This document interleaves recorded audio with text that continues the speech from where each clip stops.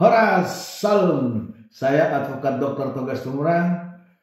Luar biasa, kasus Vina Cirebon nggak aja viral, baik itu film 7 harinya Vina ataupun para pengacara yang terlibat mewakili kliennya.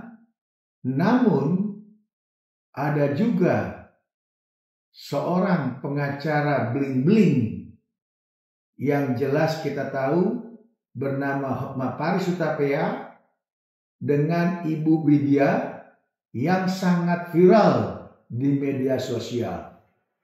Wow, saya sampai geleng-geleng kepala. Karena kenapa? Antara Hotma Paris Hutapea, pengacara kaya raya, itu saling sindir dengan Ibu Widya. Karena kita tahu Ibu Widya ini mengungkap dengan cara-caranya dia yang menurut pandangan dia kasus Vina ini yang tadinya setelah viral film Vina 7 hari itu terlihat sosok seorang pengacara berikut timnya di 9 Hotma Paris Hutapea 911 yang menggebu-gebu, tapi menurut Ibu Widya mulai melempem, alias adanya dugaan intervensi atau sesuatu, terutama tanda kutip menerima dana transferan tidak main-main. Wow, 7 miliar. Namun pengacara bling-bling Hotma Paris Hutapea, kita tahu beliau pengacara senior, pengacara yang top, kaya raya, yang tidak butuh uang lagi, menolak dan membantah keras apa yang diduga dikatakan oleh Ibu Widya berupa penerimaan transfer 7 miliar. Wow. Oke, Dr. Hotma Paris Hutapea, saya yakin Anda adalah pengacara senior, Anda pasti tahu langkah selanjutnya. Kalau memang Anda merasa tidak pernah terima uang ataupun tidak pernah terima transferan dan tetap mendukung terkuaknya kasus Vina ini, silakan menggunakan instrumen dihukum berupa membuat satu laporan polisi setelah sebelumnya melakukan dulu klarifikasi kepada Ibu Widya terkait cuap-cuap Ibu Widya di media sosial, terutama di TikTok.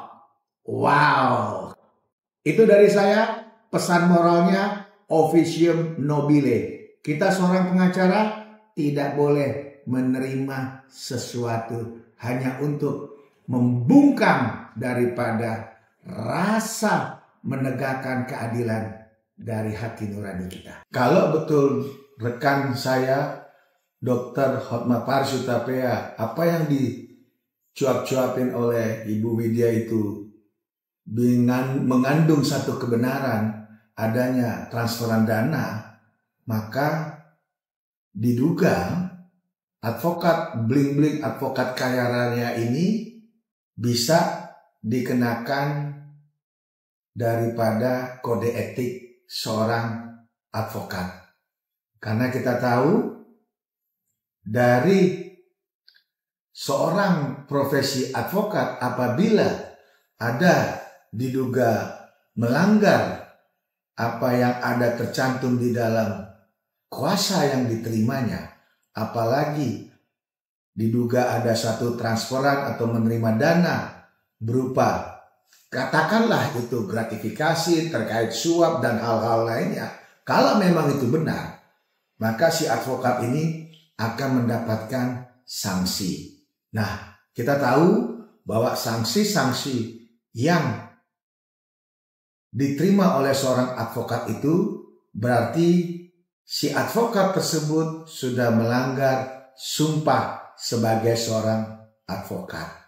Nah, oleh sebab itu saya yakin, sekali lagi saya yakin, seorang Dr. Hotma Paris Hutapea tidak akan melakukan hal-hal yang memang ada dugaan yang dituduh atau yang digembar-gembori melalui media sosial oleh Ibu Widya.